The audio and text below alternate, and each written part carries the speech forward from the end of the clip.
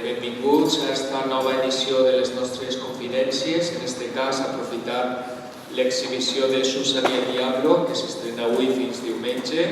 Aprofite també per a convidar-vos a la funció i aprofite també per a dir-vos que si esteu interessats en assistir, podeu anar a taquilla i només digueu que heu assistit a aquestes confidències, tindreu un descompte del 50% en el preu de l'entrada. És a dir, que ja no hi ha excusa per a que no vingueu a veure Susan i el Diablo. Tenim el plaer i el privilegi de comptar en esta xerrada, perquè això és com una conversa.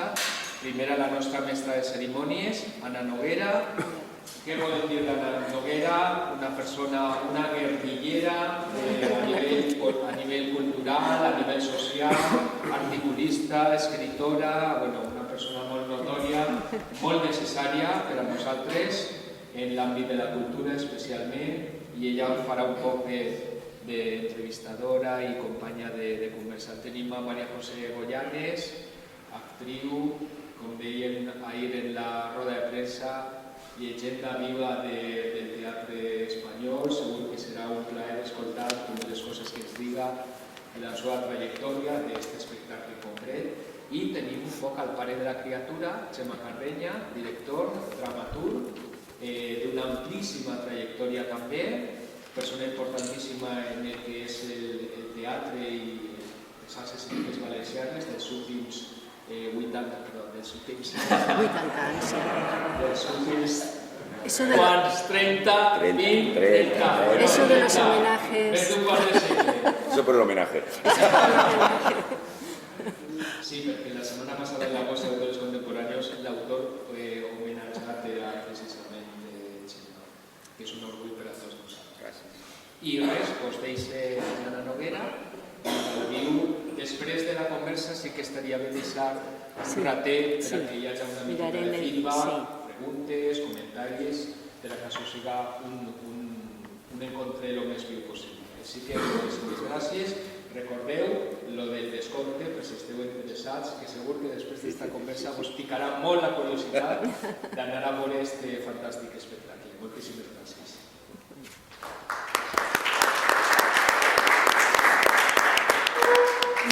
Moltes gràcies a Roberto, porque esto ha sido un regalazo, estar aquí con María José y con Txema es un regalazo. Especialmente las gracias a Silvia, que es el alma de todo esto y la que lo coordina y la que nos lía aquí en esto, nos teje, ¿no? Sí, nos lía, pero es un lío muy bonito, es extraordinario. Bueno, yo sí que estoy convencida que de aquí salimos y nos llevamos las entradas, porque no solo por el descuento, sino por lo apetecible, y además tenemos la suerte de contar no solo con la protagonista principal y el director, sino también con los otros dos protagonistas y el productor. El primero que tenemos es, yo los quiero saludar, están aquí en primera fila, Manu Valls, escritor, dramaturgo, guionista, también actor, valenciano de casa, que yo creo que la última vez que te vi iba sin barba, ¿puede ser? La última vez que nos vimos, que hace mucho tiempo, no lo sé, pero le favorece la barba. Bueno, él empezó en el mundo del audiovisual, ha hecho películas, series y luego se pasó al mundo del teatro, yo creo que cuando el declive de Canal Nou. Pero todos lo recordamos de muchas cosas, pero una que voy a mencionar que a nadie se nos olvida por ser el autor y director de La Alquería Blanca, que tuvo tanto éxito y que además recibió el premio a la mejor serie autonómica de la Academia de las Artes y las Ciencias de Televisión. Marisa Laoz, bienvenida de nuevo, porque a ti sí que hacía mucho tiempo que no te veíamos, yo creo que en la escena valenciana. Ayer comentábamos que creo que la última vez que te vi fue con Carlos Larrañaga en el Thalía. ¿Puede ser? Fíjate, pues hace tiempo de ello. Bueno, Marisa es una actriz de una larga trayectoria, tanto de teatro como de televisión y sobre todo de series. Pero ha compaginado la labor como ayudante de dirección y de producción, fundamentalmente con Salva Collado, que es el productor de esta obra, y que además fueron ayudantes de dirección y producción de La puta enamorada, la famosa puta que nos enamoró a todos, Txema Cardeña, y que consolidó a Txema ya como... Y La estancia también, bueno, pues de las dos obras, sí señor. Ella debutó hace mucho tiempo en televisión, en el 79, con la serie del señor Villanueva y su gente, pero a partir de ahí la hemos visto en muchas obras de teatro y en muchas series. Las últimas, aquella famosa Tristeza de amor, pero las últimas, Hospital Central, El Comisario y algunas de las que están poniéndose en marcha ahora. Salva Collado, que es el culpable y liante, no sabía que te íbamos a tener aquí, pero ayer en la rueda de prensa lo definían como el padre de todo esto.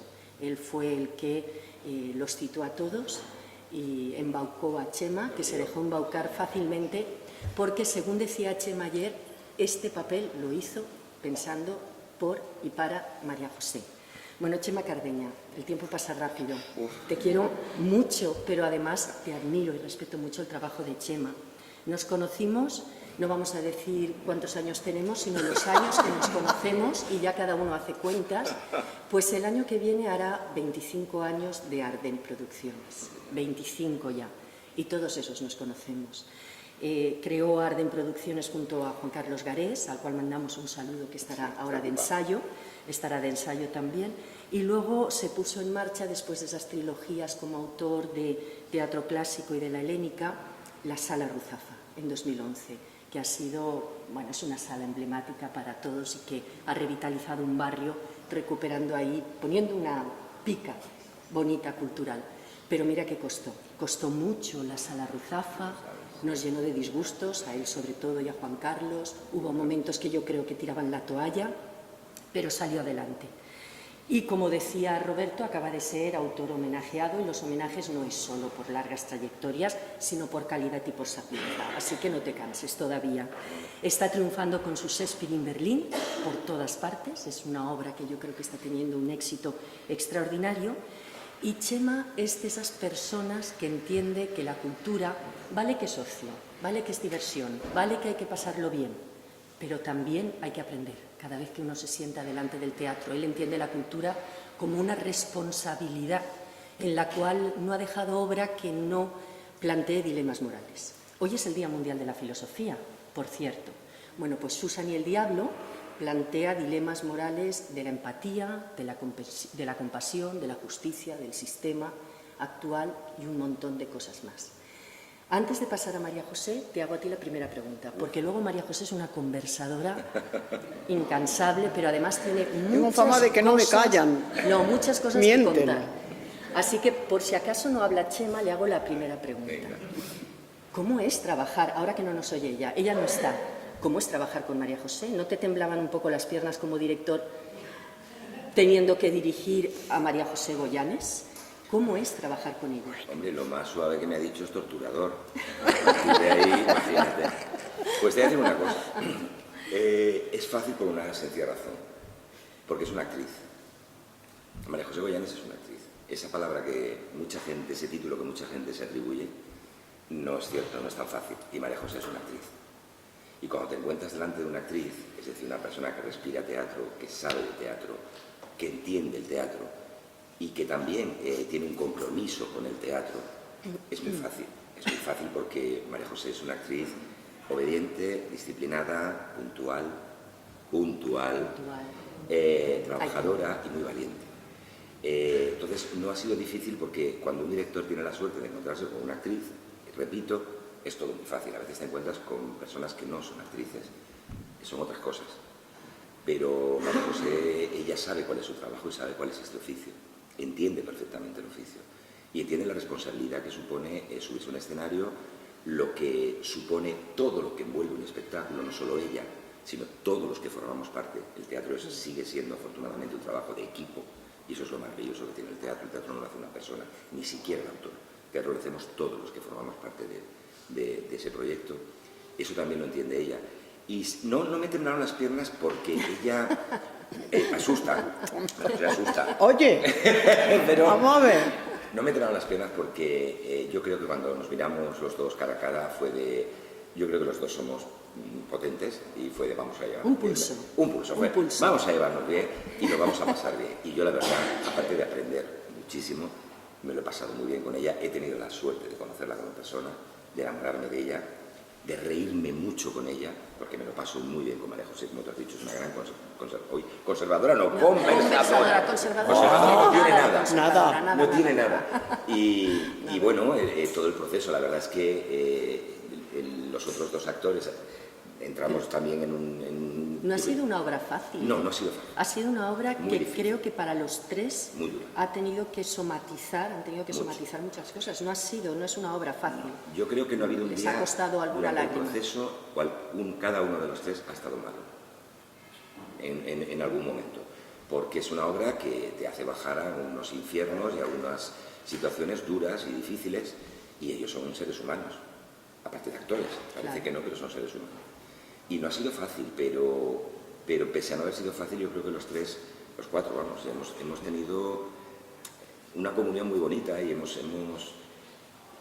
sido muy a favor de obras siempre.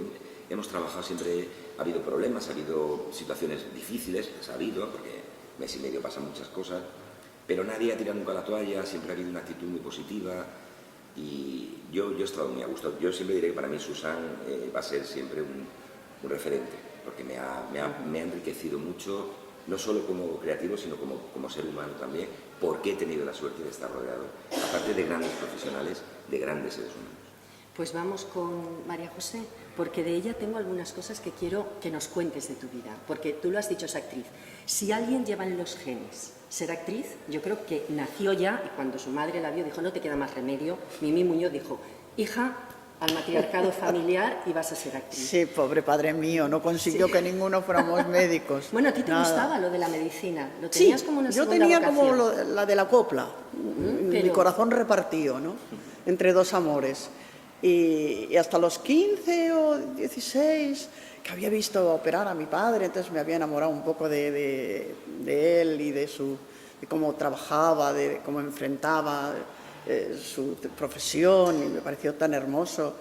Pues yo quería ser médico y él estaba feliz. Pero todo eso fue en el Camerún. Y Claro. cuando volví a España, no se sabe muy bien por qué, sin pretenderlo, un día le llaman a mi madre para decirle, ¿tú tienes una hija de 15 de años o 14 o...? Sí, la pequeña, sí. Ah, pues queríamos hacerle una prueba para la Lope de Vega, para lo de Tamayo, para hacer con Rodero, El caballero de las espuelas de oro, una obra sobre Quevedo. Y me lo dice y digo, bueno, tal. Pensé, bueno, pues me gano un dinerito para no tener que estar pidiendo, si voy a la universidad, tenía que convalidar todos mis estudios, porque yo había acabado el bachillerato allá y hacer toda una serie de trámites. Pues mientras hago los trámites, yo hago teatro y tal. A los 18 tenía compañía propia. Sí. O sea, Lo en de 3 Camerún años no lo vamos a dejar pasar, no ¿eh? paré, pero ni un solo instante, o sea, a veces incluso teniendo que combinar televisión y teatro Sí. y durmiendo 3 horas, ¿no? Porque se empezaba a rodar a las 8.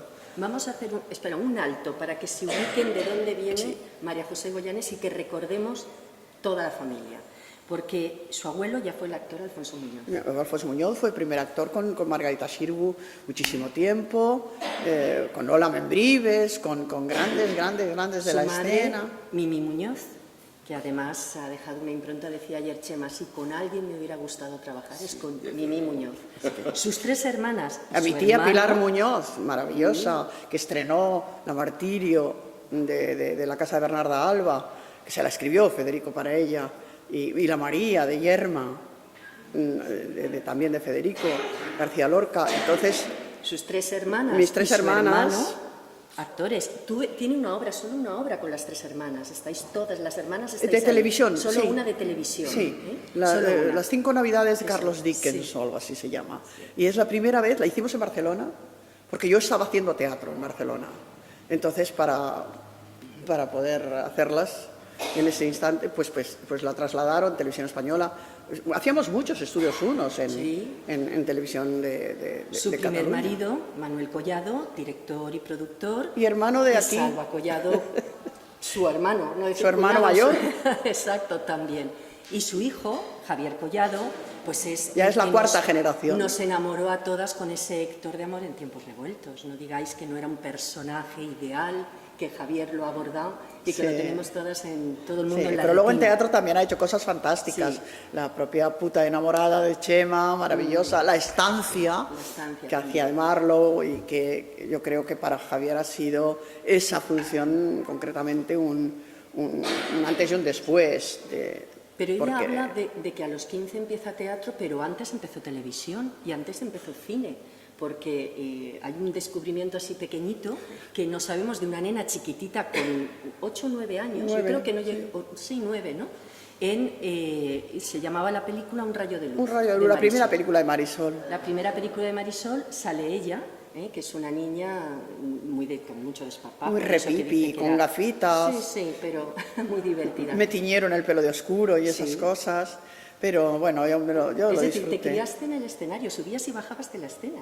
Hacías Sí, casi los deberes sí, entre a los 9 y bambalinas. también a los 9 fue mi primer programa de televisión. Casa de muñecas. No, Era no, no, o eso antes. ya estaba Ya yo ya más, porque eso mayor. era yo la que presentaba, Sí. era un programa infantil. Y no, era una cosa que se llamaba Tengo un libro en las manos, que lo hacía un catedrático de literatura, don Luis de Sosa, y entonces cogía personajes como Mozart, como Isabel II, como personajes históricos, y Conchi fue Mozart de niño. O sea, mi hermana nosotros éramos las niños de televisión. Éramos trans, fíjate, ya tan pequeñas. Y enfrentábamos personajes de chicos, sí, con una naturalidad fantástica, monda, porque hablo así muy espontáneamente. No, en serio. Había menos chicos que chicas de nuestra edad.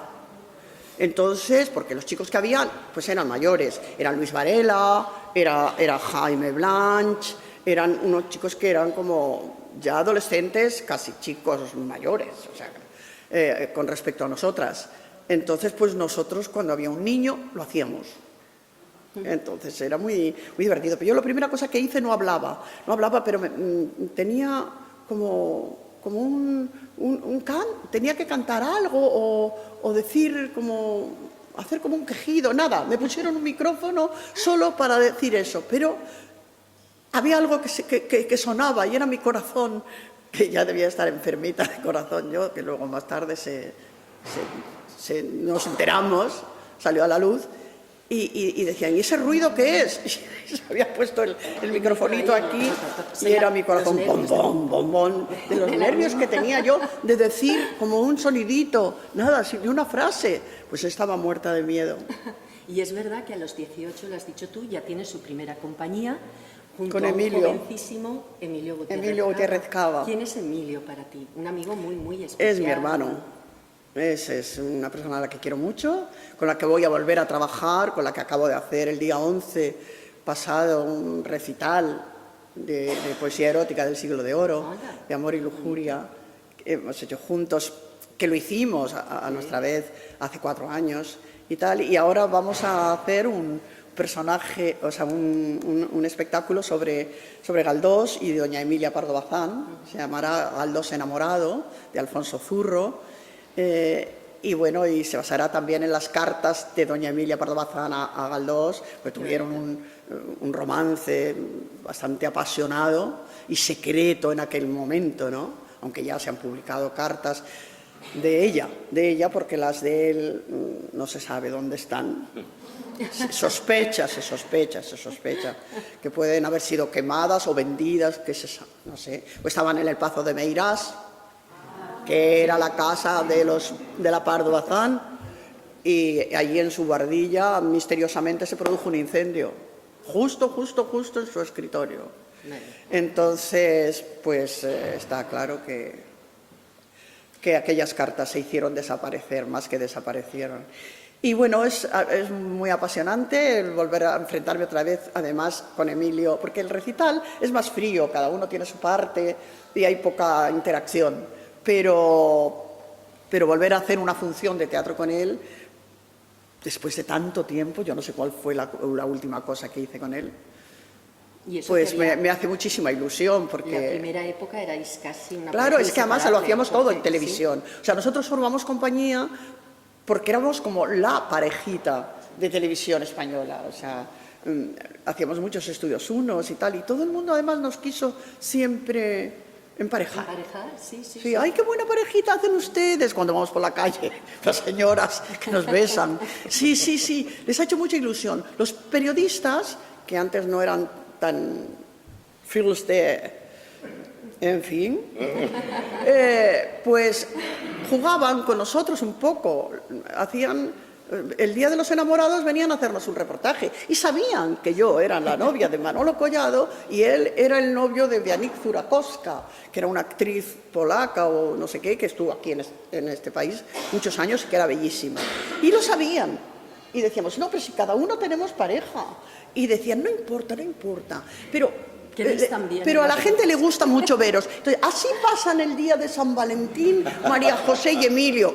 La pasábamos haciendo teatro, el Teatro Valle Inclán, que entonces había un Teatro Valle Inclán en la Torre de Madrid, que es una pena que ha desaparecido, un teatro, una bombonerita, muy monísimo. Y allí estábamos los dos haciendo teatro y venían a hacernos el reportaje.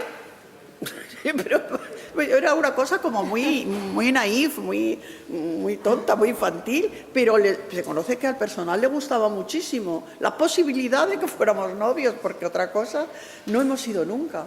¿Qué supuso Camerún? Porque ella comentaba antes, ha dicho así de pasada, pero de los 13 a los 15, casi 2 años completos, estuvo en Camerún porque su padre médico lo manda a la Organización Mundial de la Salud. Sí. Y de las hermanas ella toma la iniciativa de que quiere ver el Camerún, conocer, le resulta, supongo que como muy curioso, ¿no? Sí, sí. Pero claro, es que son esas cosas que yo creo que nos puedes ayudar mucho a entender lo que pasa también ahora, ¿no? Estamos con unas broncas tan sociales, tan tristes, del otro, del diferente, del extraño, del que viene, y clasificamos a los chicos con menas, porque parece que así con el nombre de menas nos duele menos. Sí, a mí me rompió... Lo de menas duele menos. Me hizo crecer mucho y me rompió muchísimos esquemas y muchísimos topicazos. Y además con 13 años, pues los topicazos son todavía más gordos, ¿no? A todo nivel. O sea, creo que la persona más sofisticada que he conocido nunca, sofisticada y refinada. Era un médico de allí, cameroniano, africano, negro, que se llamaba Samaba y que era un intelectual maravilloso, tenía una biblioteca asombrosa, llena de teatro, de todo el mundo, leía Shakespeare, leía poesía, era una persona apasionante. Además era español, era castellano parlante, pero yo no lo supe hasta mucho tiempo después. Que un día, con grandes esfuerzos yo de hablar inglés, porque era la parte inglesa, me dijo, no, puedes hablarme en español, si yo era de Santa Isabel de Fernando Po. Entonces, pues yo recuerdo que no había visto nunca sábanas de raso, ni sábanas de seda natural, o de hilo. Y en su casa, ni había tomado el té con unas porcelanas inglesas exquisitas. Era una persona tremendamente refinado, siempre vestía, casi nunca vestía la europea, salvo cuando había un evento médico o lo que sea, siempre iba con sus saris y con sus gorritos autóctonos y era súper atractivo. Conchi estuvo a punto de enamorarse de él. Sí, yo decía, no te enamores de él, que luego te vas y sufres. Yo siempre he sido muy práctica. Pero yo comprendo que era un hombre enamorable y bueno, uno siempre relacionaba a África con algo más rudo, con algo más... y sin embargo ese hombre me deslumbró. Luego conocí a maravillosas personas a todo nivel y mis profesoras, mis dos profesoras, primero tuve una de inglés y luego otra de bachillerato, eran amorosas, habían estudiado en Inglaterra, las dos tenían un idioma, o sea, un inglés perfecto y me encanta porque un día venía muy preocupada y le enseñó a mi padre el pecho y le dijo que le dolía aquí y tal, no sé qué. Y a mí, con 13 años, que una señora se levantara así y enseñara las tetas a un médico, pues me pareció un poco chocante. Y luego, cuando nos quedamos a solas, le dije si no le daba vergüenza, si eso no le había dado... Y dijo, pues no, ¿es natural? Me dijo, me contestó. Es natural, it's my body. Y digo, sí, claro, pero tu body que va tapado. Porque... Y yo defendía y decía, no. Sin embargo, le preguntaba si estaba enamorada y se ponía colorada. Se ponen colorados, pero colorados, ¿eh? Eso no puedes pensar que como son oscuros no les vas a notar el rubor. Se ponen colorados. O sea, le preguntaba si estaba ahí. No, eso, oh. Y no podía hablar de ello. Era un ser maravilloso. Y además se llamaban muy graciosos, no se me olvidarán jamás. Una se llamaba Emerencia y otra Sinesia. Ellas muy suyas. Pero inteligentes también, fantásticas. Yo verdaderamente descubrí un mundo que no conocía, esperaba otras cosas menos occidentales, por decirlo de algún modo absurdo. Pero sí, me vino fenomenal, me hizo crecer muchísimo y es una pena no haber vuelto de nuevo allá, porque, bueno, y mi cocinero, que era de Fernando Po, también Memba, que era un personaje, eso era divertidísimo, se burlaba de todo lo que pasaba, y un chimpancé que se enamoró de mi madre. Un chimpancé se enamoró de mi madre, pero con una pasión checoslovaca. O sea, no la dejaba vivir.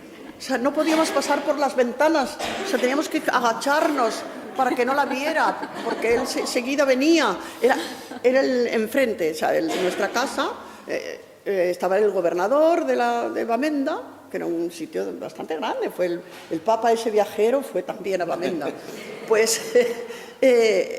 la veía por el jardín, entonces nos metíamos en casa, pero si la veía por la ventana, se iba a la puerta y teníamos un llamador de esos, y entonces él se colgaba y llamaba, y claro, no podíamos vivir. Y un día se colgó de un cocotero nuestro porque quería llamar la atención, o sea, era como un niño que quería llamar la atención. Sí. Y se colgó y no había manera. Los jardineros del gobernador debajo, que viniera, venga, ven, tal. Y no había manera, el otro tirando cocos. Nada. Él quería que apareciera mi madre. Y apareció. Y hizo así y se tiró en sus brazos. Y decía mi madre, y tuve los brazos colgando no sé cuántos días. Todo esto fue 2 o 3 días antes de yo llegar. Y ya lo tenían más atemperado. Le habían sedado, le daban sedantes para relajarlo, porque la cogía, le daba unos besos en la boca. Pero vamos, que mi madre estaba todos los días lavándose los dientes, diciendo, Pepe, ¿esto será bueno? Porque era horroroso lo del chimpancé. Pero qué amor, qué amor. Antes comentabas lo del pudor de los pechos y de desnudarse y eso, pero tú tuviste ya en el año 75 hubo una de las polémicas más importantes en teatro. Fue cuando interpretaste Ecus, que además la dirigía tu marido, Manuel Collado. Y la producía también, el ejemplo de producción. ¿No? También, claro. la producción. Bueno, él está, sí, es omnipresente. Empezabas tú, ¿no? Un jovencito. Eran esos últimos estertores del franquismo que ahora parece que alguno tiene nostalgia y quieren renovar. Pues a un mes, estrenamos a un mes de que se muriera. Exacto, un mes antes. Don Francisco. Y hiciste un desnudo en... Sí, hicimos un desnudo. Hicisteis un desnudo en teatro. Parcial. Y eso, bueno.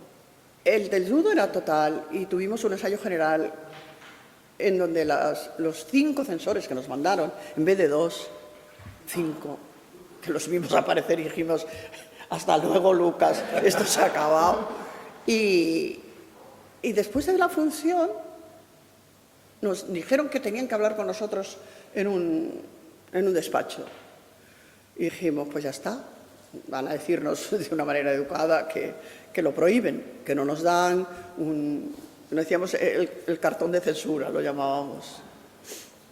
Entonces vamos al despacho todos con la moral por el suelo y uno dice, va y dice, pues esto es una maravilla, si hay que hacer y autorizar un desnudo tiene que ser este, nos ha conmovido, nos ha parecido hermoso, nada provocador ni provocativo, y lo vamos a hacer, lo vamos a autorizar. Bueno, Caray. el champán corría por los suelos. O sea, no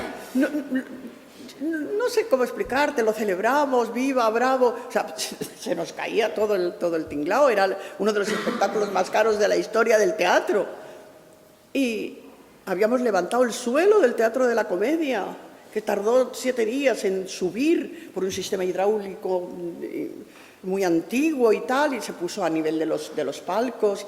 El escenario era un ring y estaba en mitad y había público por todas partes, o sea que desnudarte era tremendo. No solo enseñabas esto, enseñabas todo.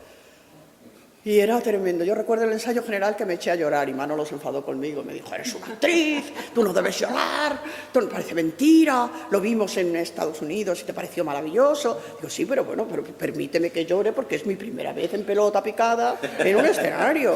Y eso pues no... O sea, no lo hace uno todos los días y produce una impresión tremenda. Entonces, a las 8 de la mañana del día siguiente nos llamó el director general de teatro para decirnos que el ministro había mandado a los 5 censores a su casa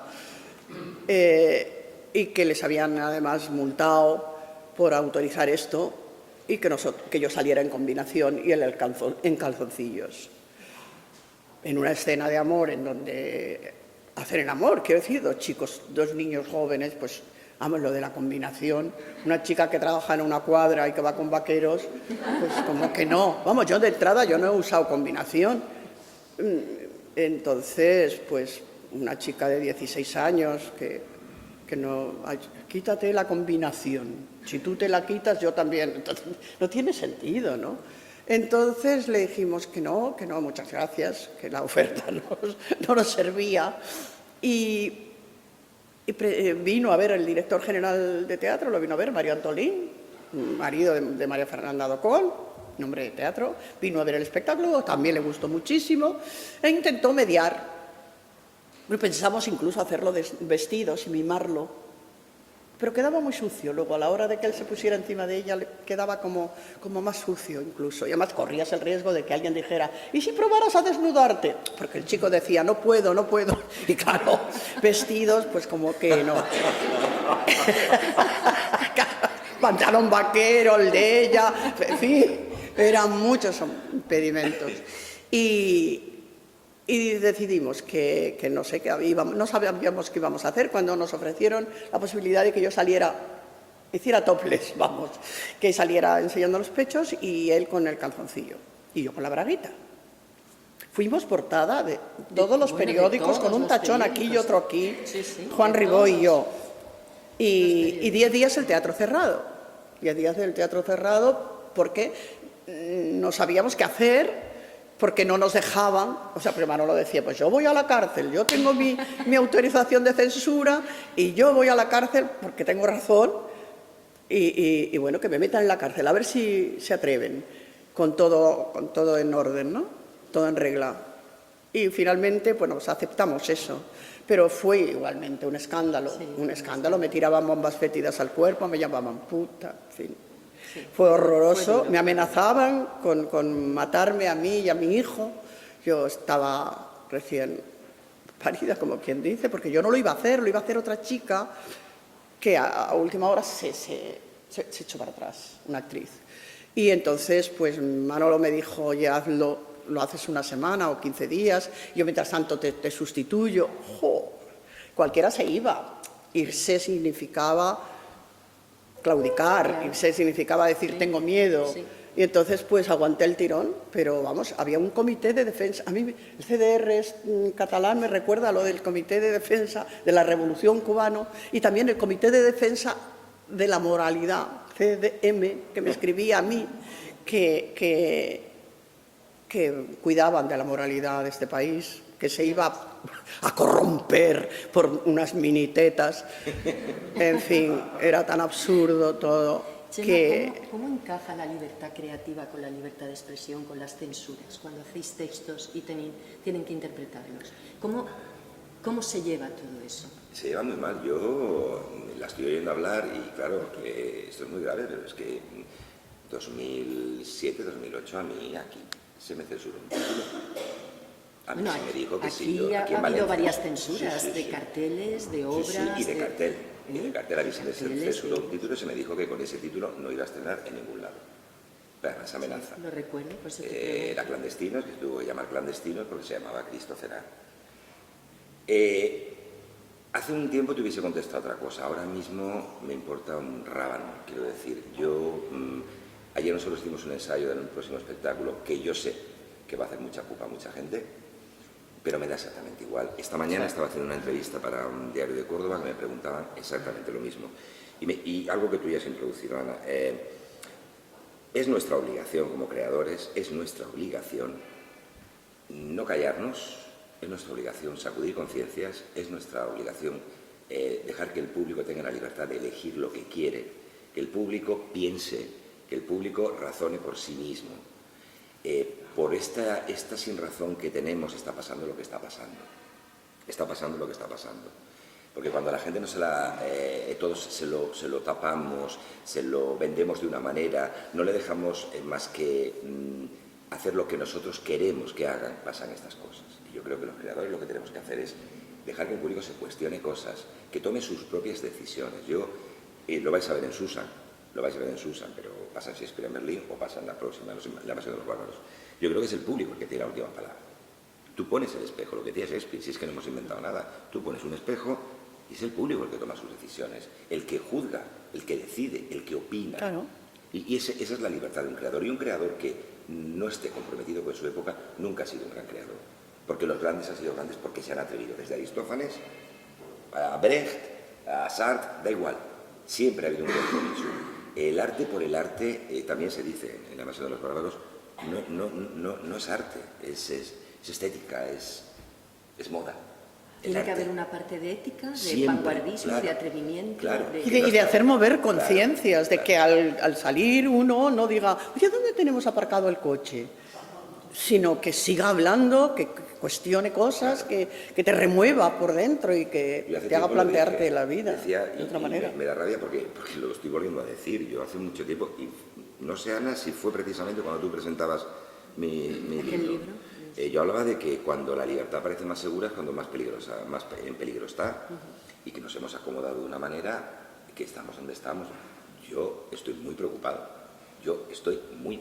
Hace 4 años escribí Shakespeare en Berlín, que era como algo histórico, y resulta que en estos 4 años vamos haciendo la función y estamos en la misma situación y diciendo unas palabras que antes tenían un significado y que ahora han cogido una fuerza todavía mayor de la que tenían. Luego algo está pasando. Hay una cierta contrarrevolución cultural. Hoy mismo, por ejemplo, se comentaba que el Ayuntamiento de Madrid va a ser el primer año que no se celebre de forma unitaria el Día de la Violencia de Género. No va a haber un manifiesto ni una...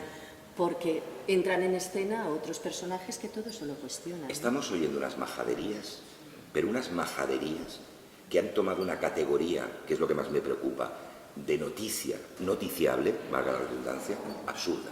Estamos asistiendo a un momento en el que yo no entiendo cómo una sociedad, porque cuando una sociedad toda en sí se suicida, como por ejemplo ocurrió en la Alemania de los años 30, no había un antecedente. Pero cuando una sociedad ya ha pasado por eso y sabe a dónde lleva eso, que vuelva a repetirlo, no tiene perdón esa sociedad. Y quien no intente evitarlo no es una persona decente. Y creo que la obligación de los que podemos hacer algo, que bien poco podemos hacer, pero si yo consigo que la gente venga al teatro, a mí no me gusta que la gente cuando salga del teatro no salga igual que ha entrado, aunque salga enfadada, porque a lo mejor le ha molestado lo que tú has dicho, aunque salga contenta, aunque salga feliz. Hablábamos del ocio y la cultura. Sí, pero es que el teatro es cultura, no es ocio, no es un divertimento. Eso ya no es. El cine es más ocio. Hay otras cosas que son ocio, pero el teatro no puede ser ocio porque somos un arte minoritario.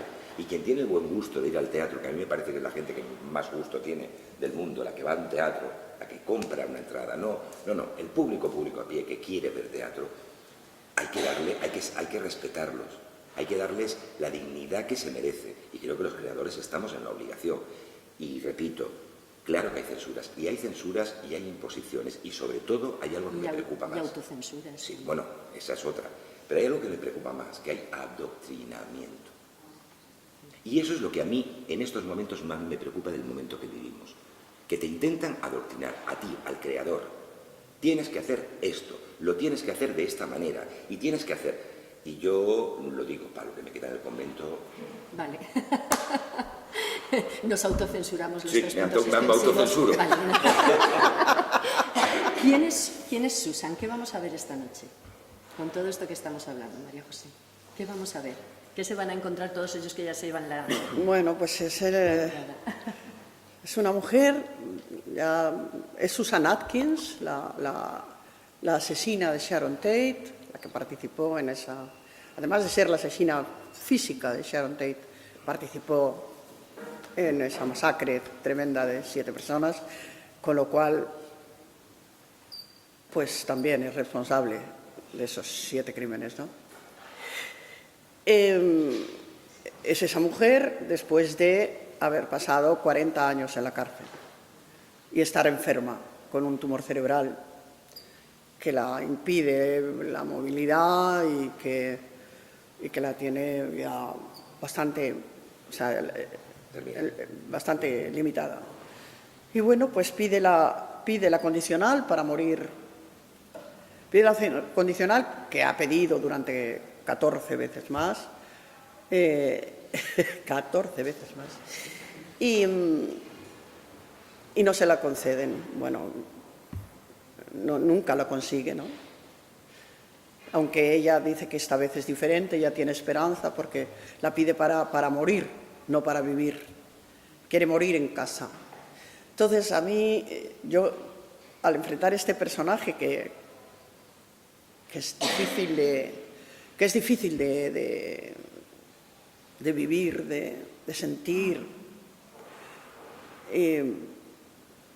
pensé que no iba a quererla nunca, que lo iba a hacer como pudiera, pero que jamás iba a poder ser o sentir como ella. Y sí, yo no sé si es que el texto de Chema, a mí su lenguaje siempre me ha fascinado y me lo ha hecho carne, ¿no? Como si dijéramos. He podido entrar en ese ser y quererlo y defenderlo, que es nuestra obligación. Me emociono. Sí, es nuestra obligación, aunque nos duela, y aunque estemos en las antípodas de lo que ese personaje es, pero es tremendamente fuerte y el proceso ha sido duro. En algunos momentos había como una negación, ¿no? Incluso aprenderme el texto, lo dije ayer, a hacerlo. O sea, en el fondo lo que te estás es negando a ser esa persona. Y algunas veces le he odiado y le he dicho, coño, ¿por qué no me has dado a la puta enamorada? Que era muy graciosa, además. Y yo hubiera sacado mi viscómica y tal, y hubiera sufrido menos, ¿no? Ha sufrido. Porque hemos sufrido todos hemos sufrido en este proceso, porque de algún modo es terrible, es bajar a los infiernos, es la parte más oscura del ser humano, y eso está en ella, pero eso no impide que yo la defienda, porque si no, no podría hacerla. Sé que tenemos que dejar un ratito para preguntas, pero me gustaría antes que Marisa y Manolo también, si quieren, nos dijeran algo, porque sé que también, no sé qué le ha supuesto a Manolo este personaje, esta obra. Ayer lo veía emocionado en la rueda de prensa diciendo, caray, que no sé, es subirse como a la noria, ¿no? Pero al mismo tiempo es un personaje también difícil. Y Marisa, además, se puso mala, un día sí, otro, con ese personaje, con la dificultad de la obra. Además, estáis los tres en escena todo el tiempo, vamos a verlos todo el tiempo a los tres y transcurriendo en presente, decíais, la obra. ¿Qué ha supuesto? Contarnos algo antes de pasar a preguntas. Vosotros que también sois los otros dos protagonistas. Bueno, la obra es una entrevista y la entrevista dura 1 hora, entonces es la hora que pasa con todo el torbellino y la noria emocional que supone estar en una hora sentado entrevistando a una asesina y que encima es María José Bellanes, por el otro lado. Entonces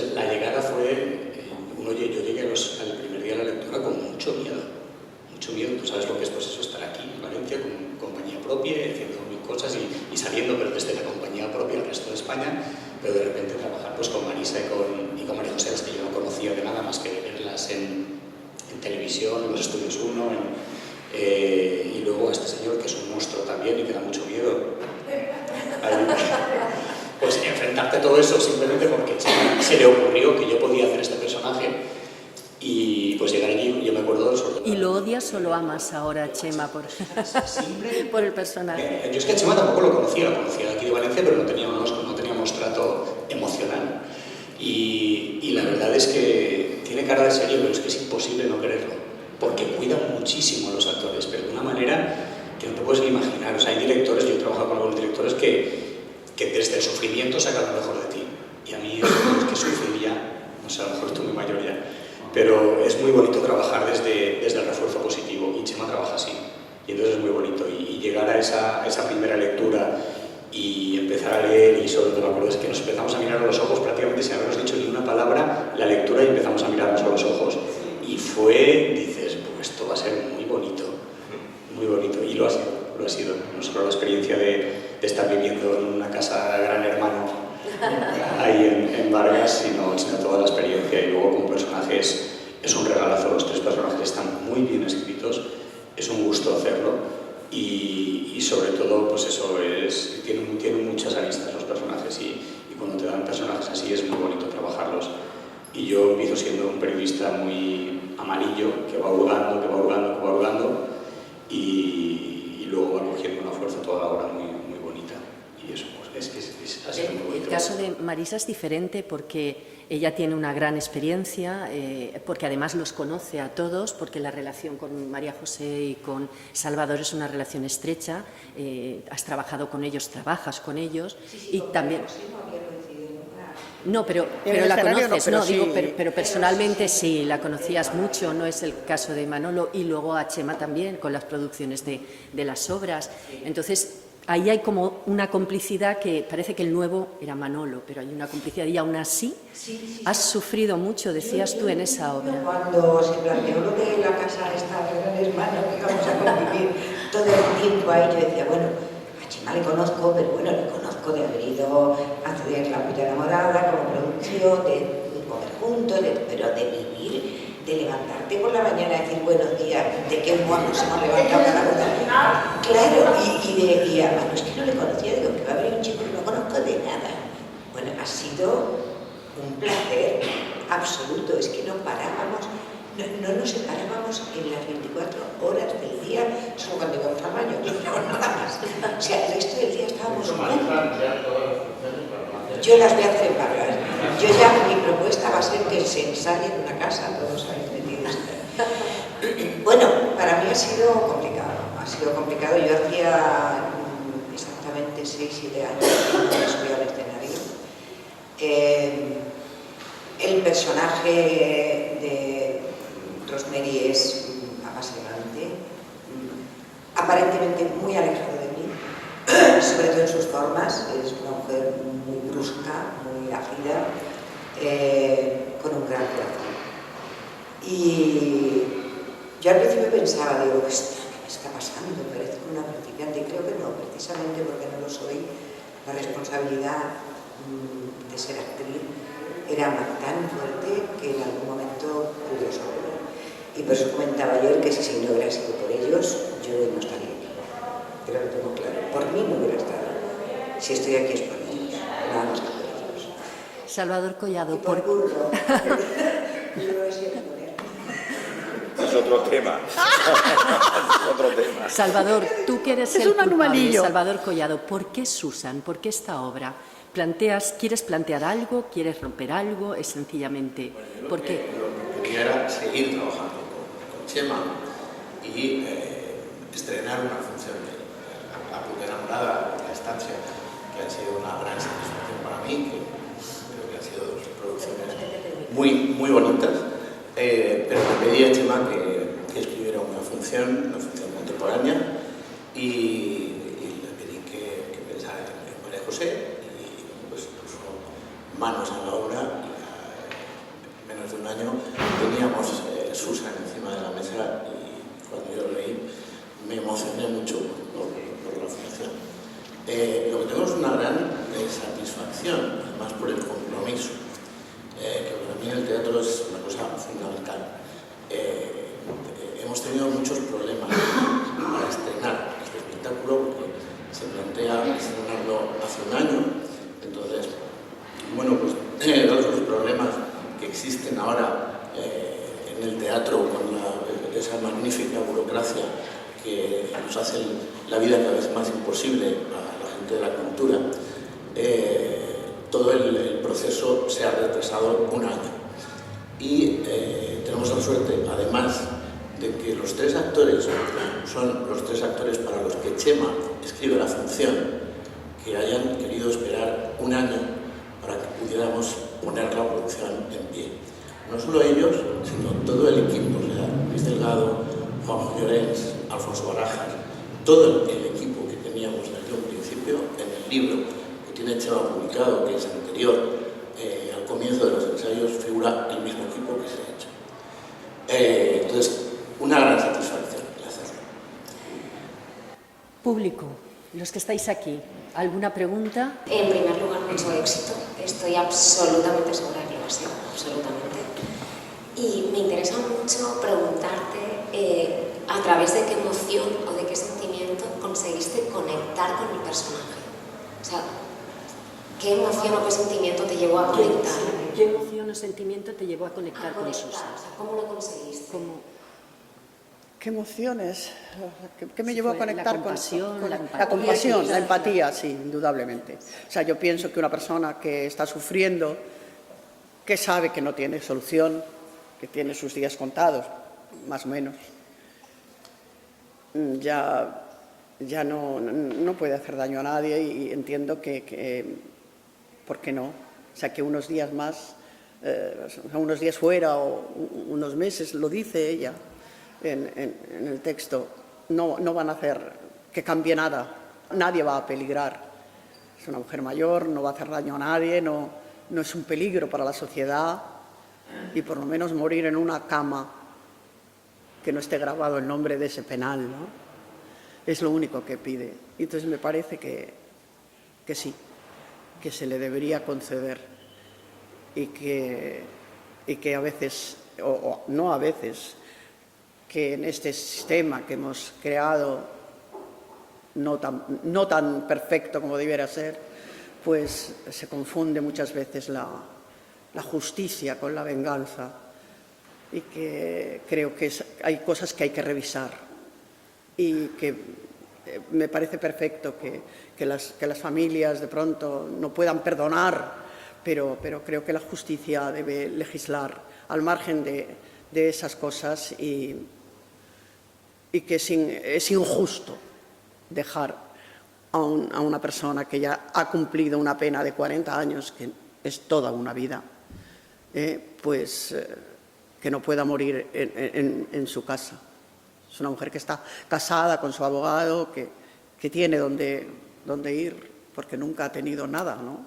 Ella se fue muy pronto de su casa, tuvo la desgracia de caer en manos de ese monstruo, y a partir de ahí su vida fue un caos absoluto, en donde las drogas, los psicotrópicos, los LSD, el cristal, todo lo que te puedas imaginar, era moneda de cambio, o sea, era diario y habitual, hasta llegar a ser pues eso, alguien sin alma y sin conciencia, ¿no?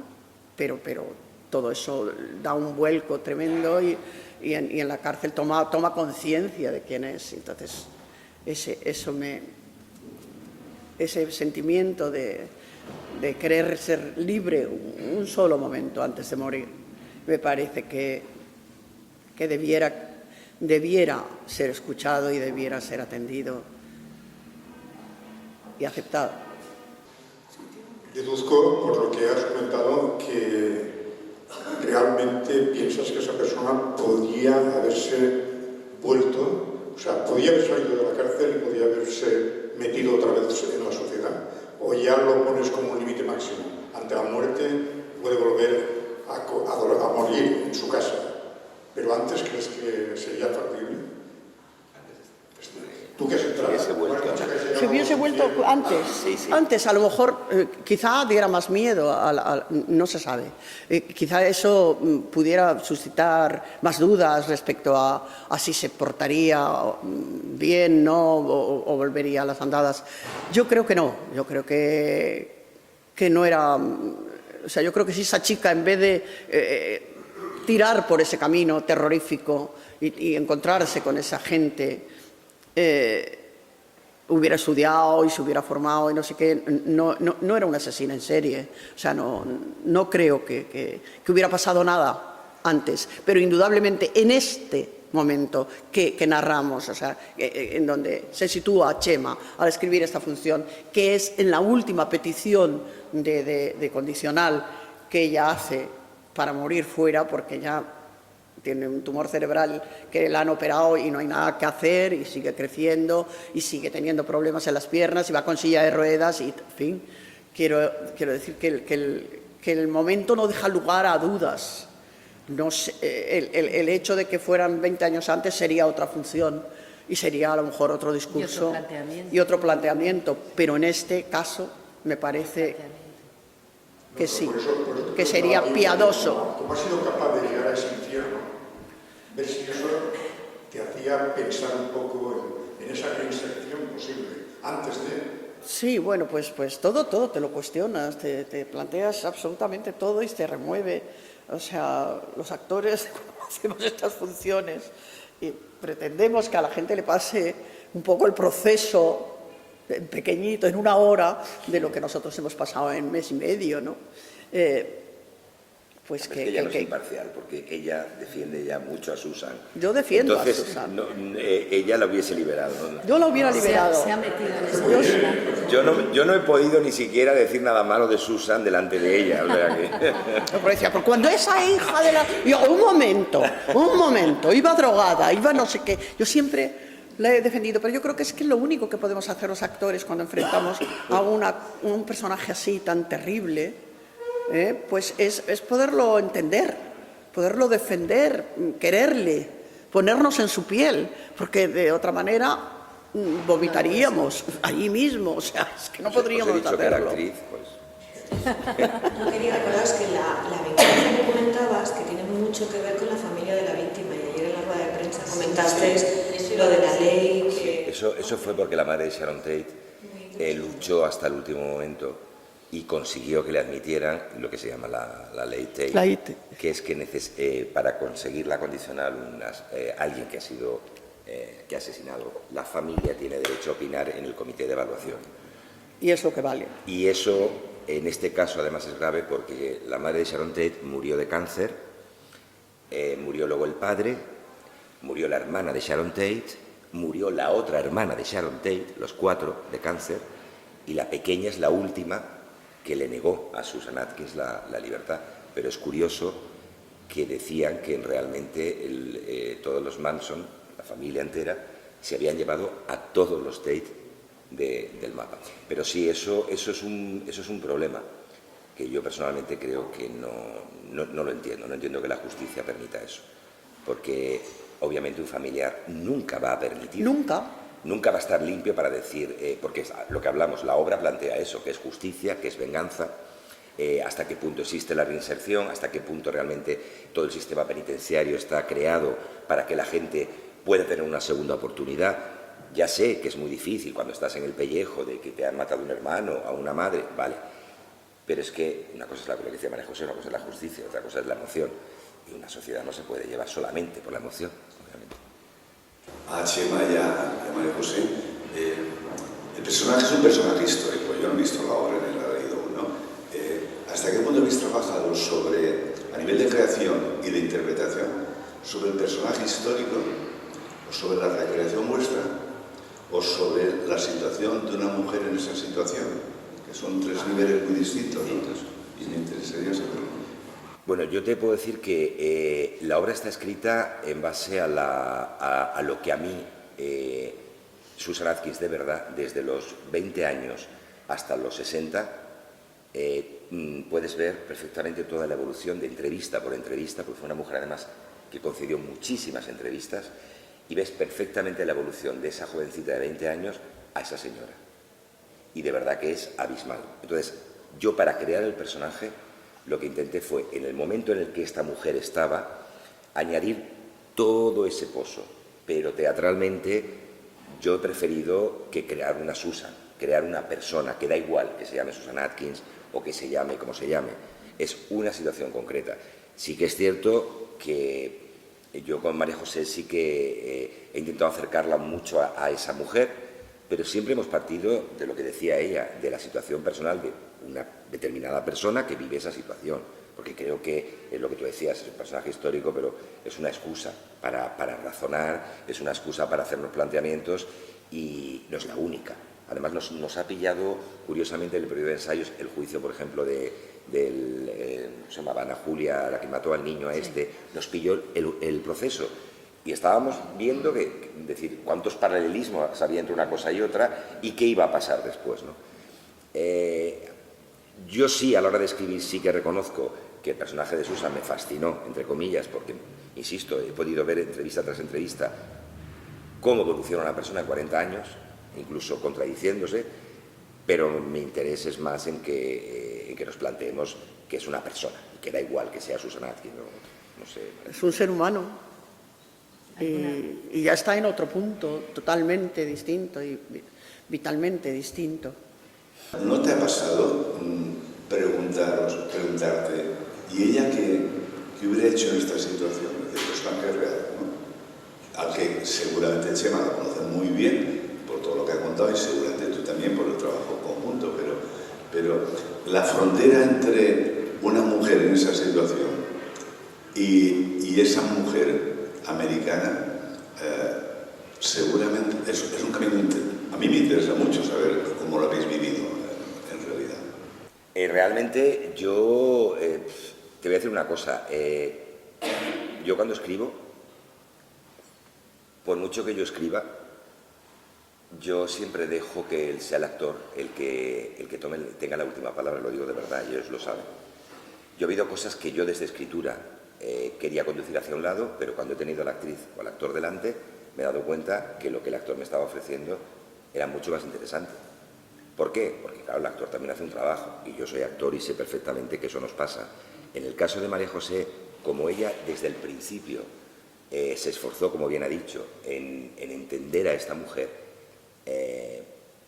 Susan se ha quedado un poco más lejana, claro, entre otras cosas porque Susan no la hemos conocido personalmente, pero ella sí que ha hecho su Susan, que a mí es la que me ha interesado. Yo creo que lo más interesante del trabajo de María José es que como espectador consigue que empatices totalmente con ese personaje. Luego te va a dar una bofetada muy grande a mitad de función, pero de entrada tú empatizas con ella, y eso lo ha hecho ella, cogiendo el texto. Y Susan se diluye un poco. Obviamente todo lo que la obra lleva, todo el trabajo que se ha hecho en el montaje, de documentación, de ambientación, del espacio de una cárcel, que es un poco su espacio mental, lo que ella recuerda, lo que ella ve. Estamos hablando de una época de los años 60, de los movimientos hippie, la llegada a la luna del hombre, de la explosión del Black Power. Todo esto es el pasado de ella, pero lo que el espectador está viendo es realmente a una mujer que está pidiendo morir fuera de la cárcel. Y además lo dice, no sé si serán días o serán meses, muy poco, solo quiero morir. Y le pasa la pelota al periodista, que es el trabajo que hace Manu, que es un trabajo muy complejo. Tenéis que ver la función, no puedo decir nada más, porque las preguntas que le va haciendo, cómo él va hurgando, no solo ya por lo que hizo, sino cómo se siente ella, qué ha hecho en su vida, le va retorciendo el corazón de una manera que llega un momento que es muy fuerte, que eso es lo que dice ella de la bajada a los infiernos que tiene el personaje. Y por eso decíamos todo el rato que para los tres ha sido un trabajo difícil, porque es muy fácil empatizar ante situaciones que todos conocemos, pero empatizar con un asesino es muy difícil. Es muy difícil. Y con un asesino, además, que socialmente todavía está muy mal visto, porque no es que solo matara, es que mató a una mujer embarazada. Sí, sí. Mató a un feto de 8 meses. Es muy difícil empatizar con eso. Entonces, yo creo que la intención de lo que hemos pretendido decir es, sencillamente, poner a la sociedad ante esta situación, es decir, esta persona hizo esto, lleva 40 años en una cárcel, no ha tenido un problema, ha estudiado 2 carreras y solo pide, por favor, morirme en mi casa con mi marido. Y la familia de Sharon Tate dice no. No. Fíjate, estamos todo el rato hablando sobre la obra, es verdad, sobre el sistema judicial, la empatía, la compasión, pero has mencionado así de pasada y me ha dado luz el personaje del periodista, que también es una reflexión a hacer. Quiero decir, el periodista entra, supongo que buscando un titular, no lo sé, no lo he visto, pero supongo que buscando un titular, y a lo mejor sale sin titular, está bien, o no sé con qué sale, ya lo veremos, ¿no? Eso queda ahí. Pero que es también la reflexión del papel del periodismo en estos momentos. Y has dado la clave, porque Manu me preguntó un día... Yo no la he visto, no he leído el texto, no lo sé, pero me interesa saber... Vale, la vamos a ver esta noche. Pero es que Manu me preguntó eso un día, me dijo, y además le dije, ¿es eso? Porque me dijo, bueno, entonces la entrada es, quiero el titular. Claro, quiero un titular. Y el titular que quiero que... es que ella me cuente cómo mató a esas personas, que es lo que un periodista... sabe que le va a interesar al gran público. Además es de una revista muy, muy amarilla, que ella se lo dice. A veces no hace falta tanto. Claro, no, pero a mí me hace una cosa... Vivimos en titulares. Sí, claro. Pero ellos hablan de una cosa que hacen un juego en un momento dado sobre la opinión pública, que es lo que yo creo que intentamos dar. Él le dice para la opinión pública y ella dice la opinión pública. Déjeme decirle que yo no tengo muy buena opinión de esa opinión pública.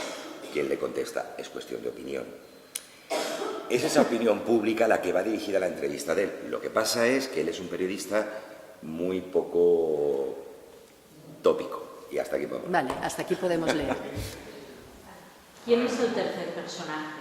¿Habláis siempre de los dos? Pues es la funcionaria de la prisión que lleva el mismo tiempo que Susan encerrada con ella. Es la funcionaria de prisiones, la carcelera, por decirlo de alguna manera, que es la que la saca, la trae, la lleva y tiene que estar presente durante la entrevista porque, según el protocolo, una condenada perpetua no puede estar sola. Entonces ella está detrás de la reja vigilando todo lo que ocurre y atendiendo. Lo que pasa es que su papel va entrando de vez en cuando en la función y va siendo un poco los ojos del público y ella dice lo que en realidad muchas veces ellos no quieren decir. Ya. La Mercedes. vigilante. Sí, la vigilante. Sí. El diablo está dentro de ti, el diablo está dentro de ti, estuvo. Sí. Hay un momento que yo digo que éramos un ejército guiado por el diablo. Que son por las las palabras drogas, que dijeron ellos. por la rabia, por todo eso. Pero en ella no, en ella como actriz no está no. El diablo no se atreve a meterse ahí. Lo sacude enseguida. María José sacude muchas cosas, me parece a mí. San Miguel. Vamos. Nos quedamos todos con la emoción de esta noche, nos vemos todos en el teatro esta noche. Pues dar las gracias a ver si os gusta a este magnífico equipo que además ha pasado este rato con nosotros, que un nos equipo ha dado muy grande, que hay mucha más ya gente lo sé que hay más gente detrás, hay mucha gente, luces, comentabas valencianos tú, además, Juanjo Llorens, el maestro Luis Delgado que ha hecho una música maravillosa. Alfonso Baraja con una escenografía y un vestuario estupendo, Alberto Ramos alicantino que ha hecho un trabajo audiovisual muy bonito que no es un adorno y que forma parte. Y yo solo lo último que os quería decir es que venir al teatro porque, aparte de que hay que ir al teatro, yo creo que Susan es una función que no sales igual que entraste. Y lo que más nos ha gustado ha sido que desde el primer día el debate, al acabar la función, está servido. Y si el teatro puede conseguir de verdad que hablemos, que discutamos, que conversemos, que reflexionemos, bienvenido sea. Y ese será nuestro éxito. Se habrá devorado el... Pues sí. Bueno, pues darle las gracias al teatro principal.